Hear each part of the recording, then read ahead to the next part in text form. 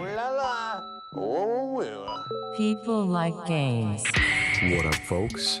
It's Reggie with People Like Games, and this week we're jumping into one of the most critically praised games of all time, Chrono Trigger. Let's get into it.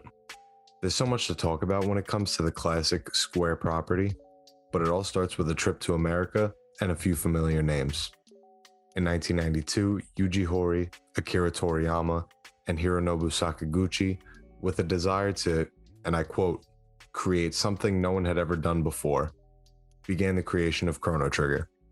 And while it wouldn't be for another 8 years that their respective companies would finally come together, this early collab between Squaresoft and Enix led to one of the most iconic games of all time, and probably had a little influence on the merger, but that's just me.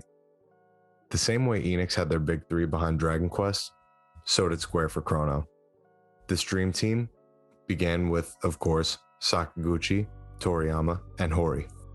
After over a year trying to figure out what the hell they were doing, the next member, Kazuhiko Aoki, called up and he offered to produce. Before Chrono, Aoki was already a designer with Square who'd worked on Final Fantasy 3 and 4.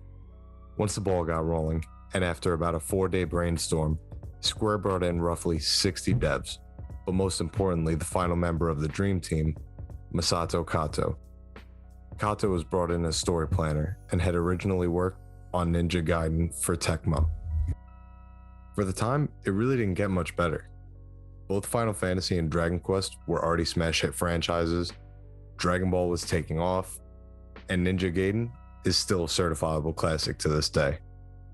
The only other person you could ask for was Miyamoto, and he wouldn't touch RPGs with a 10-foot pole. Last time I said Sakaguchi wanted nothing to do with the anime aesthetic of Dragon Quest for his series, and that's still true. That alone gave Final Fantasy a wholly different vibe from Dragon Quest, let alone the focus on story. But this time, the extremely popular, still to this day, anime style, in particular Toriyama's art, really got to shine along with the narrative. And the narrative was handled with an extreme eye for detail. Because of the complexity of introducing time travel, Kato held meetings for the purpose of reviewing and creating consistency in the story's continuity. These were attended by around 30 staff members. Part of what made Chrono Trigger such a legendary game was Kato's development of multiple endings, and thus the importance of consequences for the actions that you, the player, take. You get a taste of it right in the introduction of the game. A seemingly meaningless series of events at a fair that open the narrative actually leads you to a trial later on in the game, and your actions at the fair and how you respond to the jury have a direct consequence on your verdict. This is honestly one of those times where a silent protagonist actually works. Unlike Link, Chrono's actions can completely change the outcome of the story. We've all heard that Nintendo characters are often silent so players can immerse themselves in the game, but honestly, what's more immersive than actual consequences? Now it's not just Chrono's journey, but yours. Hell, I'll drop a little spoiler warning right now in case you haven't played a game that's already about 30 years old. The concept of choice goes so far that after Chrono is killed by the main villain Lavos, you can actually finish the game without reviving him. The title character in Chrono Trigger is technically optional for endgame. That's unheard of. Still kind of now to this day too. Another standout for Chrono Trigger is actually its brevity.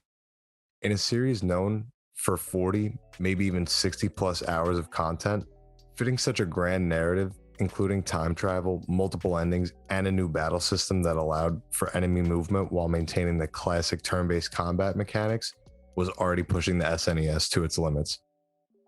To that end, Kato continued pouring over the story.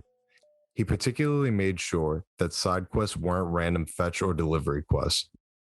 They served a purpose, and that was to develop the characters. Most of the 40 to 60 hours of a modern JRPG are spent on grinding and farming. Cliché, but Chrono Trigger really proved that less is more. But don't forget about those endings. While it might only take about 15 hours to get through the game, Kato actually invented New Game Plus for Chrono Trigger.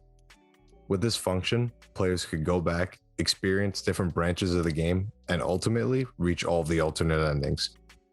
Kato really worked his ass off developing the story for Chrono Trigger, and it ultimately culminated in some revolutionary changes to the way we see RPGs, and an entirely new function to games that's pretty common nowadays.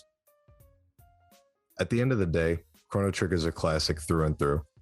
What else do you expect when you've got the creators of Dragon Quest and Final Fantasy joining forces? That being said, shout out to Masato Kato for truly pushing the game to the limit. But that's all I've got time for today, folks. Come back next week as we talk about a personal favorite and finally enter the Square Enix era with Kingdom Hearts. See you next time.